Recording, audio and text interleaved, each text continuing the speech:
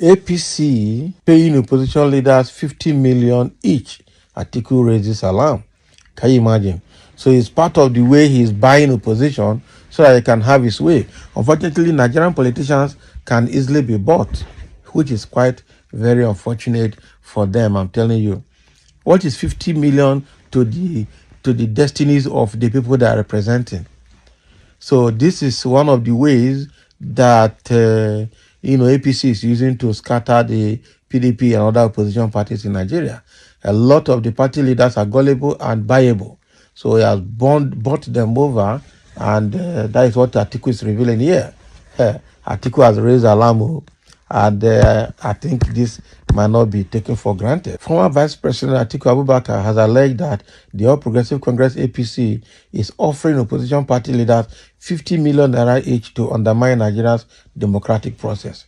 So speaking in Abuja on Monday at a national conference on strengthening democracy organized by various civic organizations, Atiku warned that the nation's democracy was at risk of collapse if urgent action was not taken. So I want to say it here publicly. I met with a political party leadership in the present opposition, and they told me flatly that this government gives them 50 million naira each, Atiku revealed.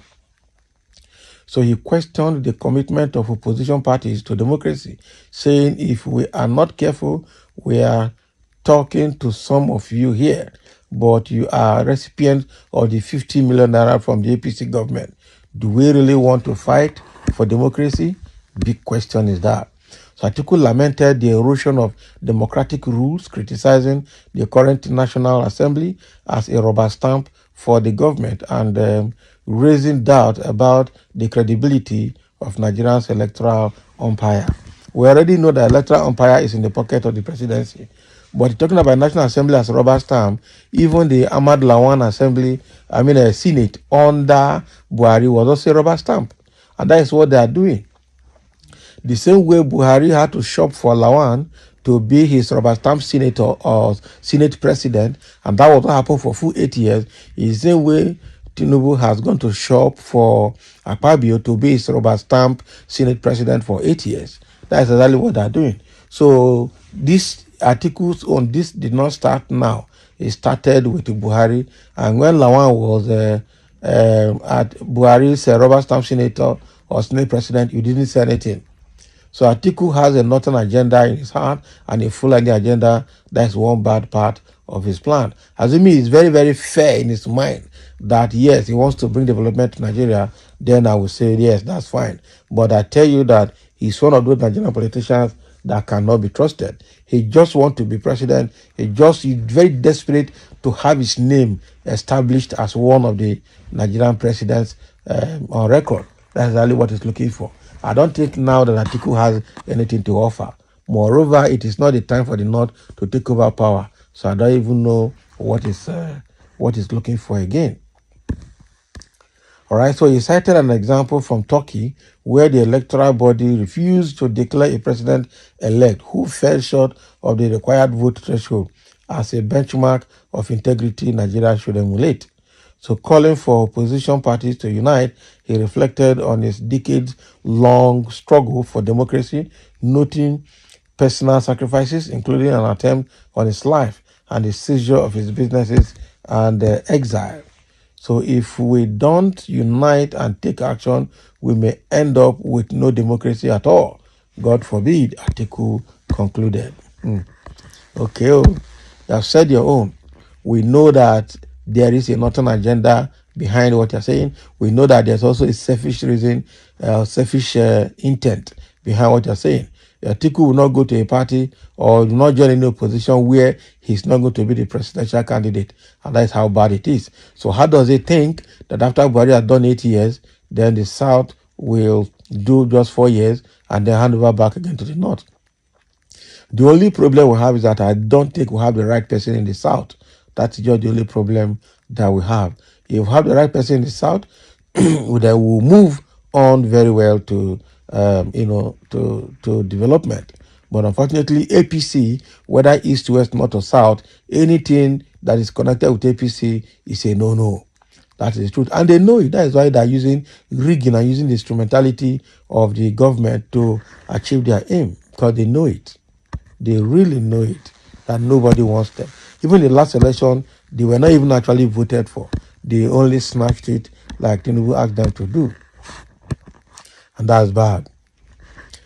So somebody is speaking here saying, which democracy did you want to fight for? Is it the one of your own ambition or your pocket? Your pocket. I wonder people like you can still be talking of fighting for democracy when you have successfully milked Nigeria dry. Okay, the present government is also making Nigeria dry, and that so all Nigerian politicians are the same. They're all making Nigeria dry. All right, someone is making reference to Turkey again. Say Turkey is a country being ruled by darkness. Okay, how is it ruled by darkness? His decades-long struggle for democracy was self-serving and for self-aggrandizement, not for the masses. Atiku has no single masses-oriented legacy, despite the fact that he was VP for 8 years. I'm telling you. Live from the pit of hell, Atiku lacks leadership qualities. All he thinks about is the presidency, and he lacks leadership by example. The same thing, Tinubu now. All he thinks is, I want to be a president. That is it. There's nothing else. There's nothing else. So, okay, why will Tinubu lure anybody to leave PDP when PDP is already a rudderless boat? Habi? Can Atiku as a politician meet eyeball to eyeball with Wike today to seek a way forward to PDP or for PDP? Can he leave PDP today to form his own party? No. You can't lead when your middle name is undiluted ambition. Really undiluted ambition. Atiku is very selfish, we know about that. He wants to be president at all cost. So he wants to play on the people's emotions and intelligence to get it. To play the pity card. No, that pity card not go work. The truth is that we must look for someone else that has credibility to rule Nigeria. That Tinubu has bought Nigeria wholesale is no longer a news. Even kids know that. We know about that. We know about that. So giving opposition 50 million naira each, who are the oppositions? Who are them? Of course, nobody will receive that money and agree that he has received it in the public space. They will not. They will not. They will not. So that is what we are seeing here. So Alpha says, if opposition leaders have collected 50 million naira each, what about you? Have you collected yours? After all, you are one of the opposition leaders. They are putting it back to him. People tell us the names of those who have been paid. We don't want to deal with them. Then say, okay, we want facts. Nobody will collect that money and come to the public to accept that he has collected the money. That is the truth. It's a backyard money. It's a kickback. Nobody will say it. Somebody say they will still deny it. Of course, they will not accept. Someone say Damagu is one of the recipients through Wike. Okay. We know what Wike is doing. Wike would have received more than what is 50 million. A home minister. Wike is handsomely rewarded for destroying PDP. That is the truth. Unfortunately, the PDP itself is not even organized to stop Wike from doing what he's doing. The maximum anti-party activities ever in the history of Nigerian politics is exactly what Wike is doing. So thank you for this. Let's have a comment as Atiku still lament that opposition leaders are collecting bribe from the present leading party in Nigeria.